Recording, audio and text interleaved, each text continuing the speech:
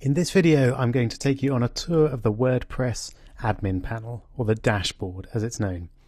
So this is where you will do the bulk of the work on your WordPress site, including setting it up, applying themes, and changing the content. So first of all, let's look at posts.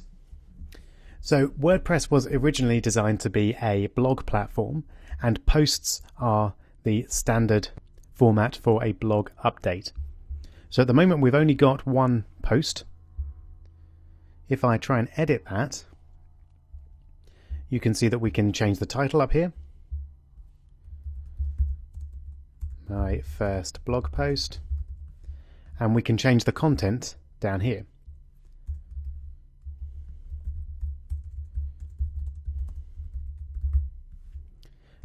Now we can either use the settings up there to change the layout on the look of our content, or as we are web developers, I'd rather use the HTML view, and then you can have more control over your content and the layout of it. So there's various other options that we're not really going to go into in great detail. You can change the post format, you can change the post category, we'll look at categories shortly, add tags to a post, and change the main image for a post. So all reasonably straightforward. You would use this to post to your blog and update it and make changes. You'll notice that by default the URL is not particularly friendly. It's $p is equal to 1. We can fix that very easily by changing the permalinks. So permalinks are what WordPress uses to decide how to display your content in terms of what the URL should look like. So you've got various default choices. I usually go for the post name as being the setup that I use. Okay, great. And now if we just update that, we'll see that the permalink has changed from WordPress to Hello World. Now I don't actually want Hello World, I want my first blog post. So I can just update it right there and then click update to see it. So if I want to actually look at the post, I can click it there, and there we've got a post, and we've got a default comment as well. We'll have a look at comments shortly. So that's editing and creating a post. Looking at categories, if you're going to be blogging a great deal, then having categories that your users can look at to find posts that interest them are a very good idea. It's pretty straightforward. You can just add a new category right there, and then it's created there, and then you can add posts and pages to that category. You can also add subcategories and organize the categories however you like. Tags are similar to categories in that they allow you to arrange your posts and allow users to find them, but they're slightly looser. So categories, you need to have a set layout of categories, so every category either goes on its own or has a subcategory. With tags, you can just have as many tags as you like, and each tag will then apply to as many posts as you want it to. So far, so straightforward. The media section of a WordPress dashboard is where you upload and manage your files, like images and possibly videos, sound files, and anything else that you want to use in your posts.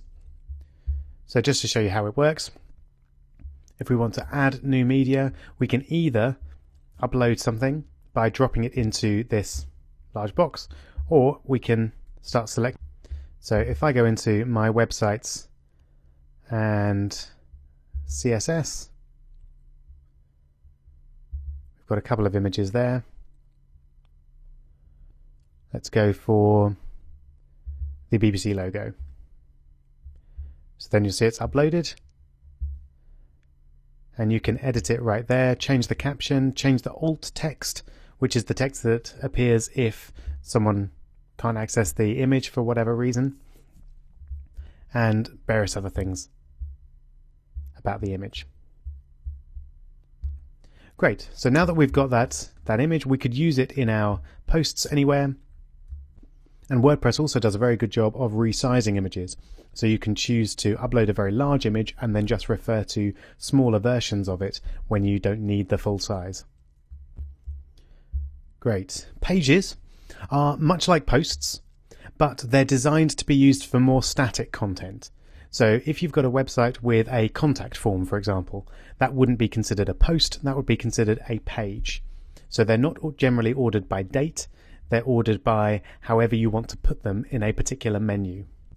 So on most sites, you'd have your blog page, which would contain all of your blog posts, and then you'd have several different pages, maybe an About Us page, maybe a portfolio page, and maybe a contact page, all sorts of other pages that you might have, and then they would contrast with posts by being fairly static and not arranged by date.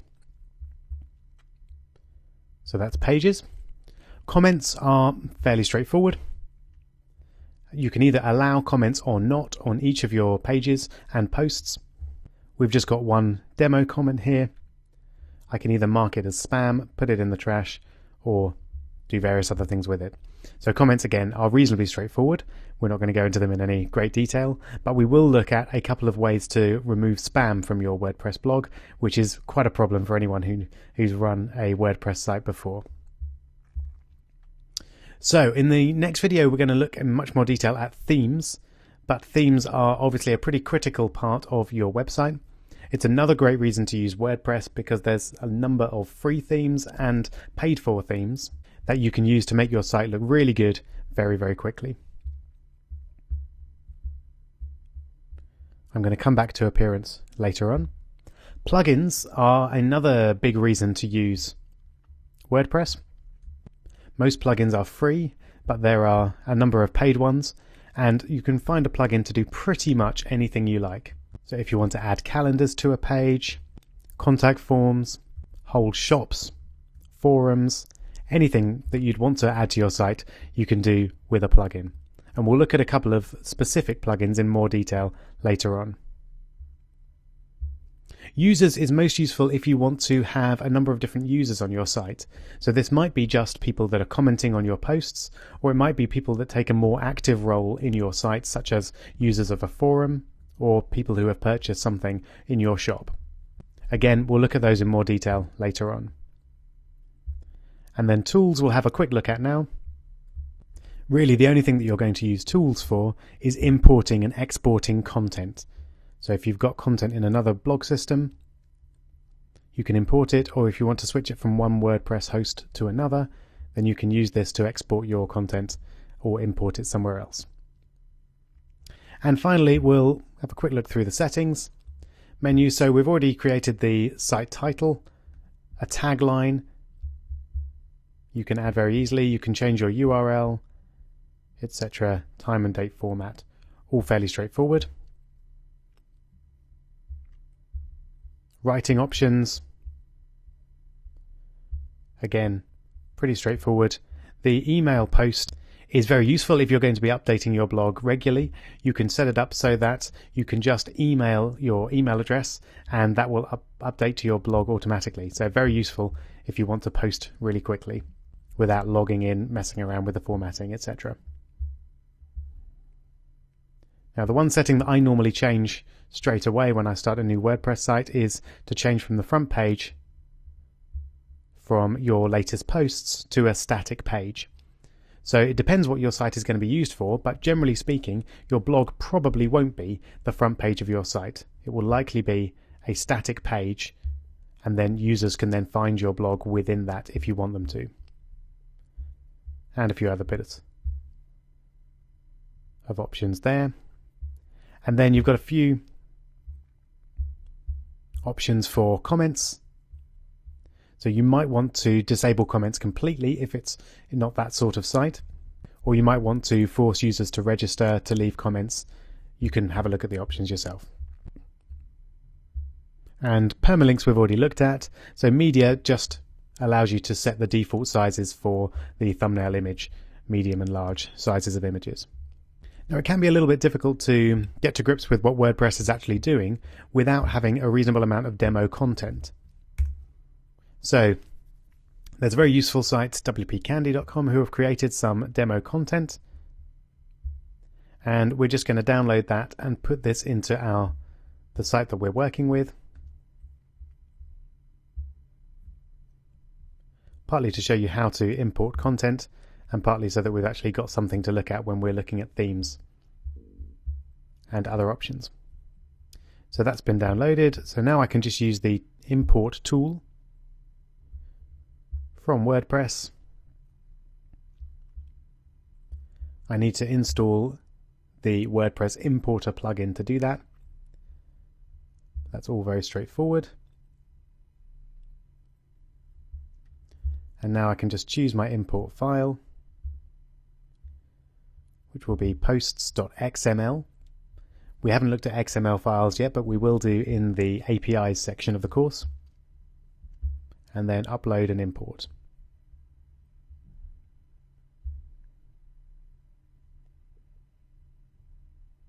Great. All done. So now if we have a look at the posts, we've got a nice range of posts to work with there. A few pages, etc. So let's have a little look at what our site looks like now. So our home page is our sample page with a comment form on the bottom, and we've got recent posts now just down there. So there's our sample one, and then a post with some images, headings, etc. And along here we've got our menu, which looks really good. So two more things I want to show you before we look at installing themes. The first is the fact that WordPress has search built in. So adding search to a website is a reasonably complex task. You've got to create the code to search through the content of your site. You've got to keep your site in a database or somewhere where it's searchable, and then you have to find a way to rank the various search results. So if you're going to have a site where you want to have a search option, the WordPress really is a no-brainer. I'd definitely go for that rather than create a search system by hand. And the last thing then is just to look at how we edit and manage menus. Let's go back to the WordPress dashboard. So menus are hidden in appearance. If we have a look at the menu there. So we don't have any custom menus yet. We only have the default one, which contains all of the pages. So we'll just have an example menu. And then if we select the pages that we want to add to our menu and add them there, then you've got your menu, and you can just drag things around as you want. If I want to put support inside Contact Us, for example, then I can do that. So very easy to create menus. Save that there. And now that we've created a menu, you'll notice that we have this Manage Locations tab. So we can now decide which menu goes in the top primary menu area. So I've now assigned that. Let's have a look. So now the menu that we created there is the one up there. So it's very easy to manipulate your content, change layouts, and build a reasonably sophisticated site without actually doing any coding. What you're probably wondering though is, how can we make this site look great? Well, that's where themes come in, and we'll look at those in the next video.